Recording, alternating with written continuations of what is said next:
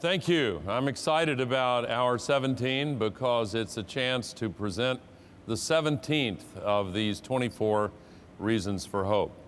Our agricultural system is on the front lines of the climate crisis. Food production is not only a major contributor to global emissions, but it's also greatly affected by the consequences of global warming. As global population continues to grow, the pressure to grow food in a sustainable and resilient manner will obviously only increase. Fortunately, we are already seeing some signs that climate-smart agriculture is now beginning to grow throughout the world. So let's take a look at this 17th reason for hope. Climate-smart agriculture is beginning to grow and in the process to secure livelihoods. Agriculture accounts for 70% of all of the fresh water that humankind uses, 40% of all the land area that we use, and when combined with land use changes and forestry, is responsible for as much as 30% of all global warming pollution. So changes for the better in agriculture are greatly needed. We need to be very clear thinking about this because there are still massive problems in our agricultural system. We see with factory farming and industrial agriculture, abusive practices that harm the land, harm the environment, and also are associated with modern diseases like obesity and all of the many ills that result from diets that are way too heavy in animal fat. But we are also seeing a tremendous rise in awareness of why organic agriculture and healthier diets are extremely important. First of all, let's start with the land itself. I showed a picture similar to this when looking at the rainforest, but this is in the American Northwest, and it also shows that there are many areas that look extremely healthy from the surface and are, but actually the topsoil in many areas is relatively thin.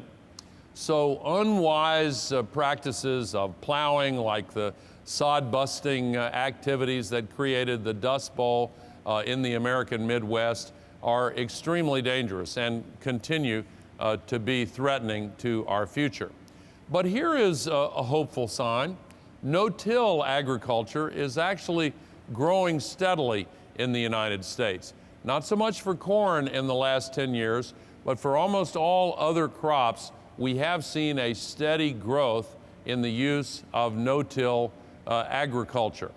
That means less plowing, less disruption of the structure of the soil, and more hope for retaining the soil carbon that is one of the measures of its health.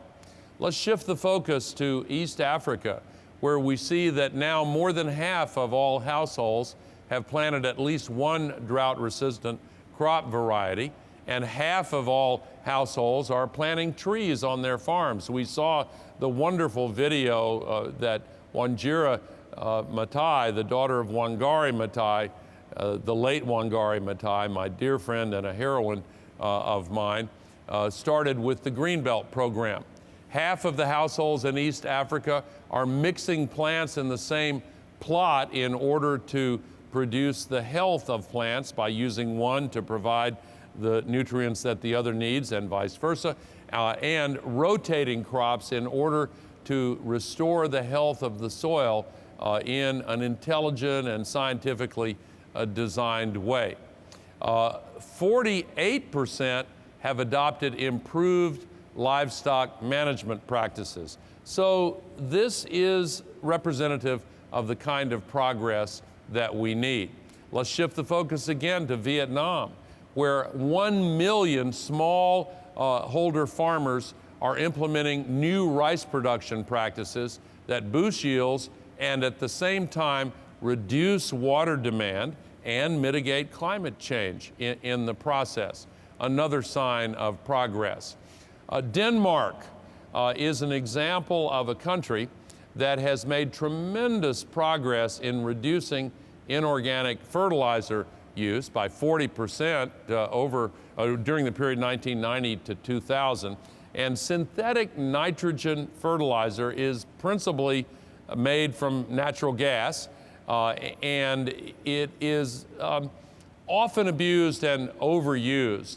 It's almost like giving the soil steroids, and it results in the depletion of the vital resources in the soil.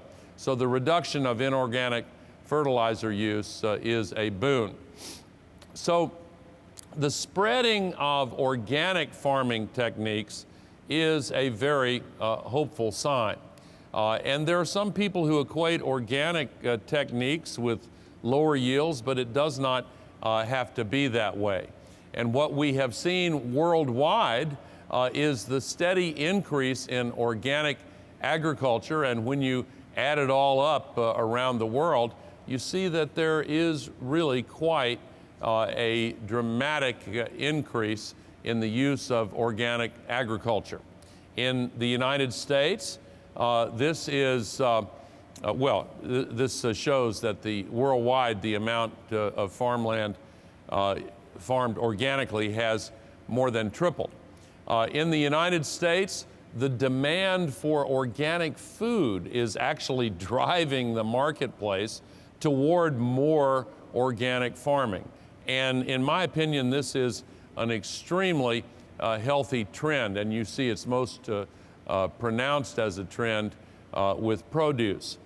But when we think about organic farming, many have this idyllic picture of father and son walking in the fields and carrying the hoe and looking forward to planting and harvesting and the whole agricultural cycle. Actually, that is now an ideal that many small farmers are trying to get back to. But let's shift the focus one more time and look at the global food system. What we find in the global agricultural picture is that there are chronic surpluses in some areas and chronic food deficits in other areas. North America is as close to a breadbasket as the world has, and we see regular surpluses there. In parts of South America, particularly in Argentina and Brazil, there are regular surpluses. In Australia, there are surpluses. And from year to year, sometimes there are surpluses in Russia and Eastern Europe. But the entire rest of the world is in chronic food production deficits. In Africa particularly, where the population is continuing to grow at a very rapid rate. Midway through this century, not too far from now, Africa will have more people than either China or India. And by the end of this century, Africa will have more people than China and India combined. Now, you look at South Asia, and you also see these chronic food deficits. So when we have a harsh impact from the climate crisis on food growing regions in North America or South America or Australia, right away that produces problems in the form of higher food prices in these developing regions that depend on food exports from the surplus regions. To give an example of how this can reverberate into political instability, remember what happened 4 years ago when Russia had the biggest drought and the biggest fires in its history. Actually, the smoke from those fires, a very hot year, killed an estimated 50,000 people in Moscow as a result of lung diseases. But then there were secondary impacts. 4 months after those fires ravaged that region, Russia withdrew its grain from global markets because it had a shortage and it wanted to preserve what it had for its own people. Ukraine and Kazakhstan also did the same thing. And when all three of those nations withdrew their food crops from the global marketplace, food prices worldwide soared to the highest level ever for the second time in 3 years. And in quite a few countries, there were immediately food riots. And we saw actually the unease over food riots and higher prices for food playing at least some small role in triggering the Arab Spring, because in Tunisia, where it began, it was a food vendor who was being harassed during this period of uncertainty in the food marketplace. So it is important to look at the hopeful signs of growing organic farming practices, no-till farming, the use of crop rotation and mixed crop planting, agroforestry to cut down on wind erosion, and other great signs of progress and success. But as we talk about this reason for hope, it's also really important to think clearly about the harsh impact that the climate crisis itself can have on this global agricultural system. In many developing countries, there have been changes in the periodicity of rainfall. The old familiar rainy season, dry season pattern that used to unfold like clockwork in a predictable manner is now not very reliable. The alternation of floods and droughts has also had a harsh impact. And scientists are now finding that heat stress itself from the higher warming temperatures caused by man-made global warming is affecting crop yields.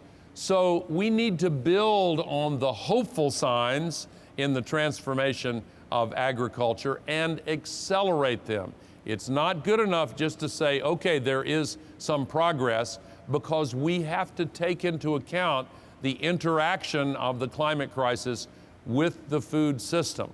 But we have these success stories. They are signs of hope, and they do point in the right direction to how we can continue to change the destructive factory farming and industrial agriculture techniques, to make further changes in these unhealthy diets that are causing all of the diet-related diseases, and move more quickly back toward healthy farming operations like crop rotation, organic farming, no-till agriculture, and the rest. This will require leadership. It will require changes in prevailing opinion about farming. But those changes are coming, and the examples that we have seen during this 17th hour represent yet another very powerful reason for hope.